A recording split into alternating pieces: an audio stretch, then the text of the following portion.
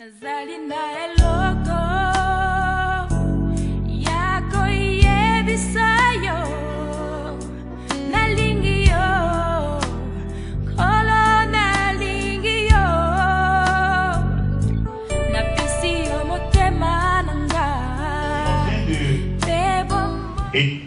de voir ce qui s'est passé dans les actes des apôtres, parce que nous avons dit la sainte doctrine de Dieu,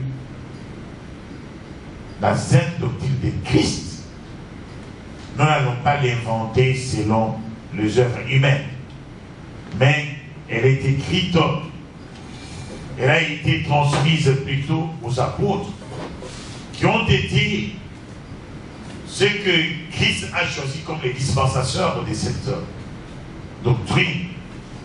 Donc Christ seul a été le dépositeur. Et nous étions tout justement en train de parler de la conversion de cet homme qu'on a appelé Paul, qui s'est nommé dans les temps anciens Saoul. Alors, en parlant de cet homme, nous avons effectivement vu que Paul, c'était quelqu'un qui a persécuté les apôtres et les disciples de Jésus-Christ. Pourquoi il les a persécutés? Il les a persécutés parce qu'ils étaient en train de porter le nom du Seigneur Jésus-Christ. Ils étaient en train de prétendre que Jésus-Christ était leur Dieu, était leur sauveur. Et que tout homme devait être sauvé en son nom. Et ça a été un grand problème. Les sacrificateurs, les responsables des temples, tous, ils juraient tous au nom de la loi de Moïse, qui leur a appris leur Dieu d'Abraham, le Dieu d'Isaac, le Dieu de Jacob, le Dieu de leurs ancêtres,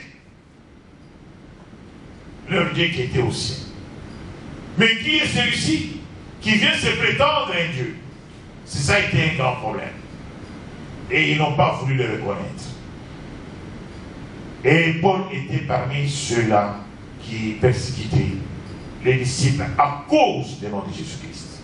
Et nous avons vu qu'il a été converti. Après avoir tué Étienne, il est allé encore chercher de l'aide pour aller à Damas, aller encore arrêter les autres. Et c'est sur la route qu'il reçoit cette conversion.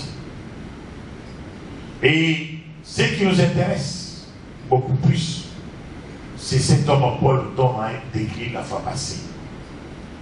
Paul n'a pas été un apôtre comme tout autre apôtre. Paul, comme nous l'avons vu, après qu'il soit tombé dans cette vision glorieuse, il est tombé dans les ténèbres. Il ne pouvait plus voir pendant 3 jours. Et nous avons fait la coloration avec Christ qui est dans les tombeaux pendant 3 jours.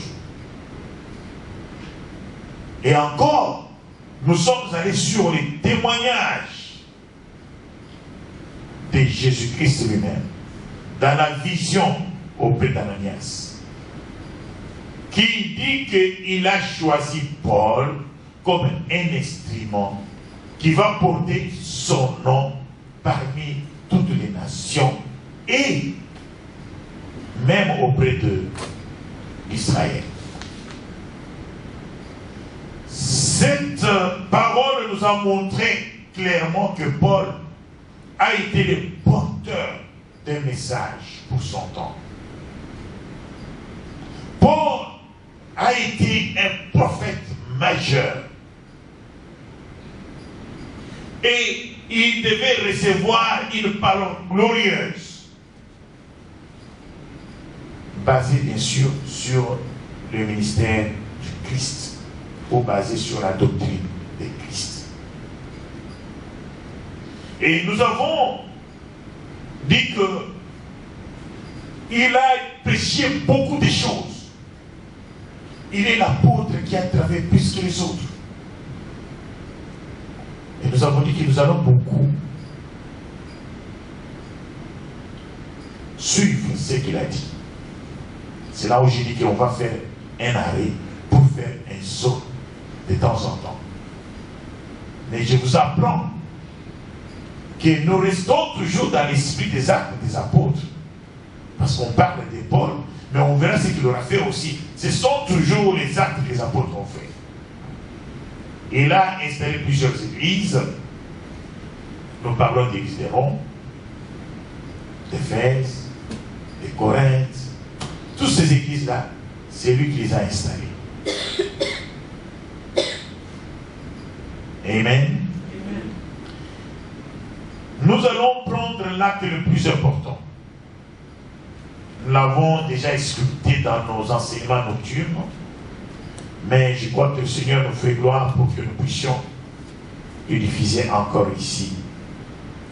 Nous allons ouvrir nos Bibles par rapport aux Romains 6. Si nous pourrons nous mettre debout, bien-aimés, pour donner gloire à la parole de Dieu.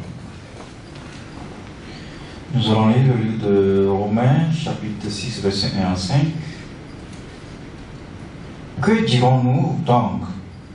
Allons-nous persister dans le péché afin que la grâce se multiplie? Certainement pas. Nous qui sommes morts pour le péché, comment pourrions-nous encore vivre dans le péché?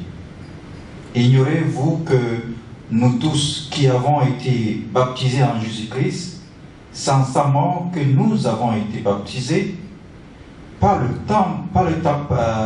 baptême en sa mort, nous avons donc été ensevelis avec lui, afin que, comme Christ est ressuscité par la gloire du Père, de même nous aussi, nous menions une vie nouvelle. En effet, si nous avons été unis à lui par une mort semblable à la sienne, nous le serons aussi par une résurrection. Ensemble à la sienne. Amen. Et frère Yoman, tu restes encore là. Et tu restes encore au micro.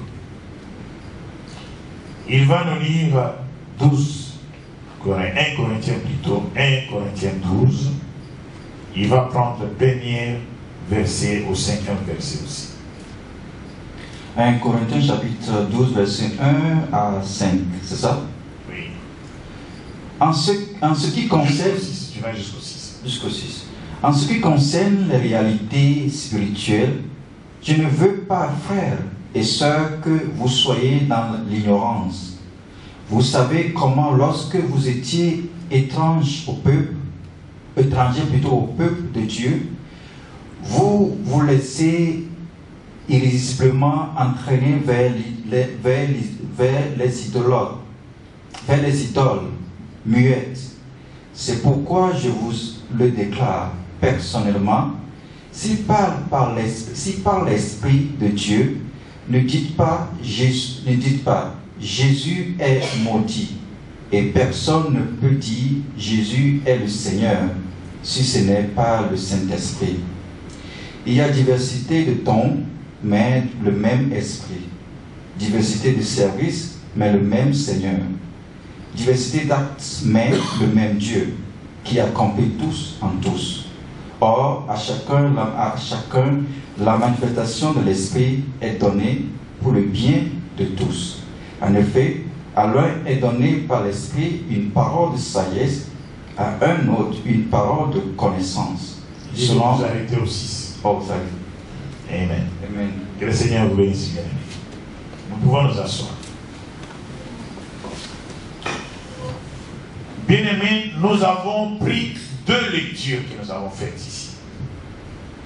Nous avons fait la première lecture, c'est lecture de la lettre que Paul, les instructions que Paul a faisait par rapport à l'église de Rome.